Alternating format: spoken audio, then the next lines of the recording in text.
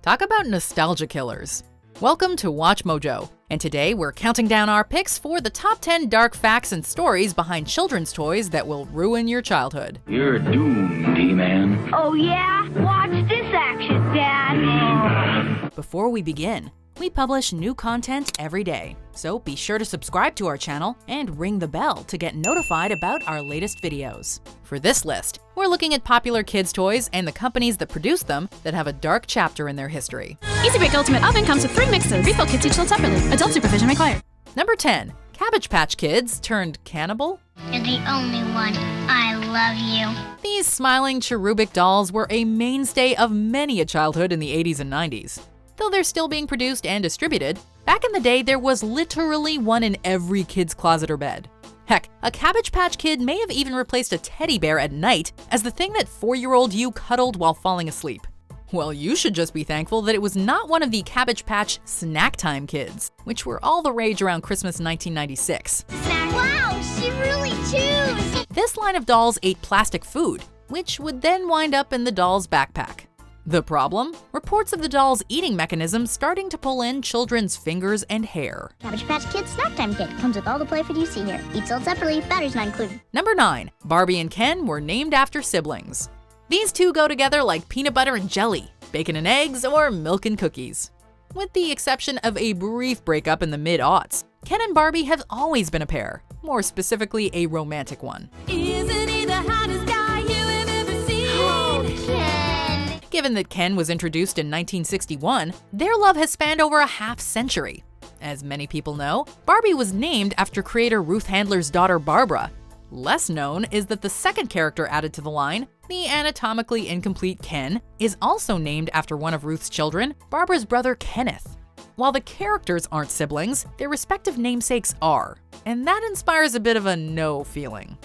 Number 8. Hannah Montana went toxic. I just want to come right out and say it. I'm Hannah Montana. It's taken years, but Miley Cyrus has finally distanced herself from the Disney character who made her a star, Hannah Montana. In the early years of her career, however, Miley and Hannah were interchangeable, and together, they amassed legions of young fans who wanted everything Hannah Montana related, from clothing to school supplies to toys.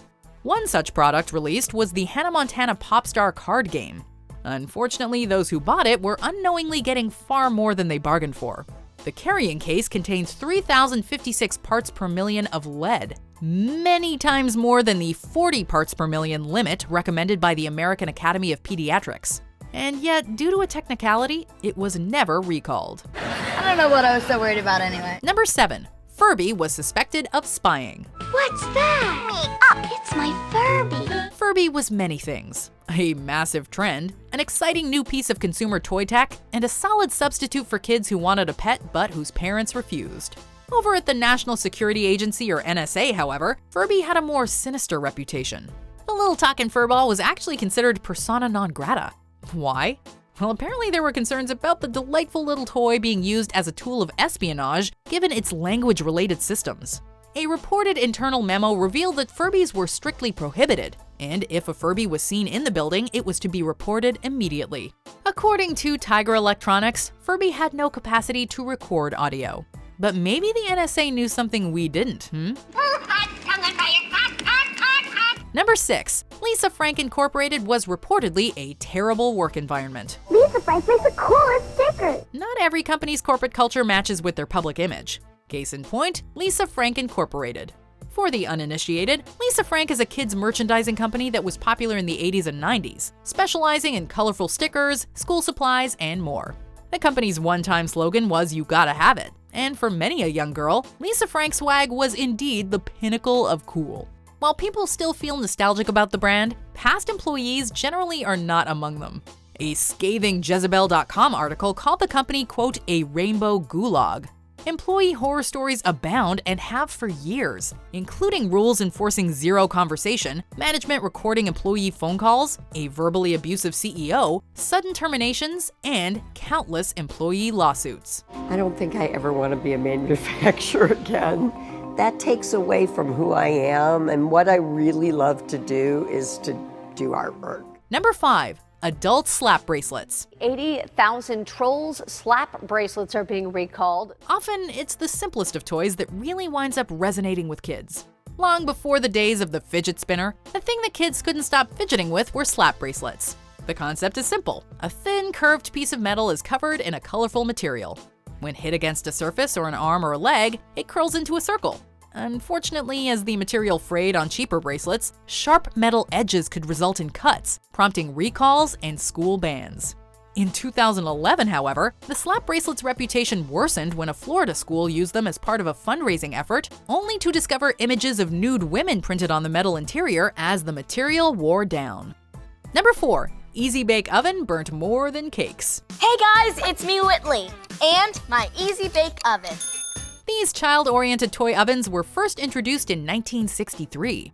Over the decades and with well over 16 million units sold, they've successfully yielded countless reasonably tasty, easily baked confections for kids and their parents alike, usually without incident. Unfortunately, not every model put to market is created equal. A 2006 model had a design flaw that allowed kids' hands or fingers to become caught in the oven's front-loading door. 29 such cases were reported, including 5 that involved burns. A retrofit kit was released, but failed to make a difference. The number of burns climbed to 77, including one that required a partial amputation of a 5-year-old's finger. Number 3. Gak is a toy, and slang for heroin. Have you heard the sound? It's coming back around! Nickelodeon's Gak is back! Would the average parent let their kid play with a toy called cocaine? How about crystal meth or crack? Not likely. But in the early 90s, Nickelodeon and Mattel came together to release a gross-out toy called Gak, inspired by the gooey substance by the same name featured on the TV series Double Dare. Welcome to Double Dare! A canister of thick, squishy material, Gak would make a fart sound when pushed. While kids got a kick out of it, the name surely raised a few eyebrows among adults familiar with drug culture. As then Double Dare host Mark Summers has acknowledged, it is a street term for heroin. Yikes. Never told that story before. Wow. Yeah. You heard it here, guys. That's right, oh my. Number 2. Heman got his skin lightened. As anyone in the industry will tell you, a lot of work goes into a toy's design before it's sent to market. You have to be sure that the toy will appeal to the largest demographic, and apparently the people behind the original He-Man toy thought the character would sell better with a lighter skin tone as opposed to a toy with a, quote, deeply tanned Eastern European or Middle Eastern appearance. One of the earliest prototypes for He-Man had a dark complexion and dark hair to match, but the powers that be at Mattel decided to make him overtly white and blonde-haired. 30 years later, a version of the original He-Man would finally be released under the character name Vicor. Number 1. Beanie Babies caused a lot of drama, including a crime wave. First I got Pinky, then I got Pinky. I got Pinky and Patty in the same week. They were cute, they were cuddly, they were soft, and as a child, you wanted them oh so badly. The thing is, it wasn't just kids who fell fast and hard for the toy company's extensive line of plush toys. Adult collectors were soon fighting for them too. Beanie Babies became the catalyst for a whole lot of ugliness. Couples went to court over them, kids were hurt in mob-like rushes at sales, and families were financially ruined.